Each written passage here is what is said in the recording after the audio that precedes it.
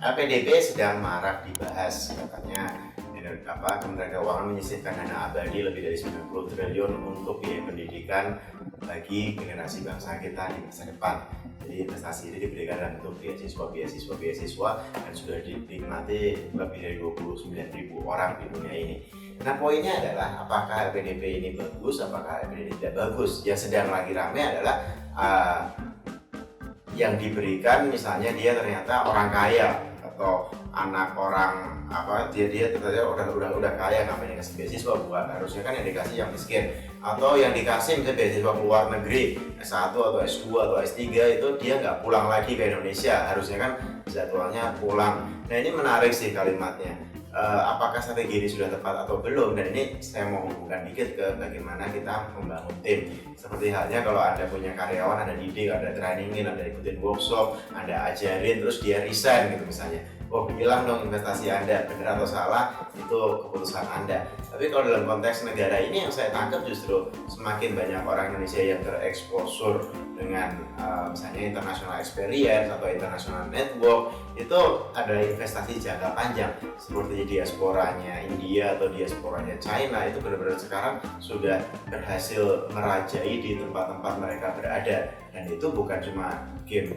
di 1-3-5 tahun, itu bergenerasi. Ada orang-orang yang sudah 100 tahun hidup. Saya ada orang China yang atau India yang udah hidup 100 tahun di Amerika, ini udah generasi keempat gitu. Itu kayak bagaimanapun, tapi saya kenal orang Indonesia yang saya udah 40 tahun atau 30 tahun terakhir hidup di sana, nikah di sana, anaknya lahir di sana, anaknya pun udah nikah lagi, udah punya cucu di sana. Tapi orang-orang itu tetap, kalau ditanya ya tetap Indonesia gitu, walaupun dia udah lahir di sana, punya anak di sana gitu. Kayak kenapa? Karena dia merasa ini tentu tidak generalisasi, ada juga orang yang merasa wah udah tinggalkan keluarga negaraan, pindah paspor dan seterusnya, ada juga. Tapi kayak yang aku tangkap sih mayoritas tetap kayak oh iya, tanah air itu tetap Indonesia. Dan menariknya, apakah mereka tidak berkontribusi? Menurut saya ini tidak bisa generalisasi juga, tapi orang-orang yang di luar sana ya tetap mungkin punya keluarga besar di sini, masih suka mengunjungi, masih kadang ngirimin uang, atau bisa kayak misalnya let's say 10 atau 15 tahun setelah itu pulang ke sini, dia justru membawa experience itu, networking itu, dan akan mewarnai kehidupan yang ada di Indonesia lebih baik. Jadi ini kayak sebuah strategi yang jangka panjang. Tentu kalau saya tangkap adalah teman-teman yang malah sekolah, misalnya kuliah setahun atau 2 tahun terus kemudian langsung pulang, itu international experience-nya belum cukup mumpuni. Malah menurut saya mereka hanya pulang bawa ijazah, sehari-hari hidupnya adalah di rumah kampus. Kalau ditambahin mungkin 3-5 tahun hidup di sana, jadi misalnya S2 2 tahun ditambah experience internasional, bisa kerja, bisa magang, bisa riset, bisa ngapain aja 3-5 tahun ke depan, itu total 7 tahun, 8 tahun pulang, itu tentu akan kayak membawa warna baru ketika dia pulang di Indonesia contohnya. Jadi itu menjadi alternatif juga. Jadi mungkin malah kamu 2 tahun plus kamu harus berkarya, atau nggak harus, jadi ada opsi boleh berkarya dulu 5 tahun baru mengabdi ke Indonesia.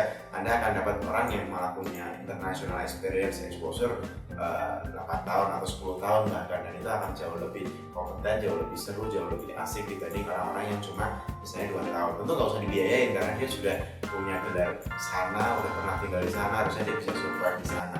Jadi itu akan jadi poin tersendiri. Ini juga sama yang ketika dilakukan oleh Finland lah, mungkin kalau dibilang dia waktu itu kalah perang, dia putuskan pokoknya kita mau fokus di pendidikan, mau jago di pendidikan, mau ngajarin orang jadi orang-orang terpelajar dan well educated, ternyata berhasil. Finland menjadi negara dengan sistem pendidikan terbaik di dunia. Ini yang menurut saya adalah game plan jangka panjang sebenarnya, dan ini sudah Kemenkyu dengan LPDP-nya sudah cukup bagus untuk membuat game plan jangka panjang ini yang mungkin tidak bisa kita adjust terlalu cepat. Dia baru kalau masa 2012-13 ya, kira-kira 10 tahun terakhir. Kita tambahin lagi 10 tahun, nanti orang-orang yang alumni LPDP di tahun 2018 ini di 2030 mungkin akan mulai terlihat oh dia alumni LPDP, itu menurut saya worth it lah untuk kita menambah orang-orang yang mendapatkan akses pendidikan terbaik di dunia atau network kelas internasional sehingga bisa membangun bangsa kita. Dan kita ya beri waktu yang cukup agar dia menjadi pribadi yang lebih baik. Jadi nggak yang kayak oh ya kamu udah biaya negara sekian, pulang ngapain kamu, mungkin dia masih belum selesai juga dengan jati dirinya, dengan transisinya, dengan kayak pengen menyelesaikan urusan dapur rumah tangganya dulu gitu. Jadi kayak nanti bisa jadi 10 tahun kemudian apa yang kita tanam itu, yang kita rawat, kita sirami di misalnya let's say tahun 2020 ini, tahun 2040 bisa kita panen. Dan itu memang investasi jangka panjang.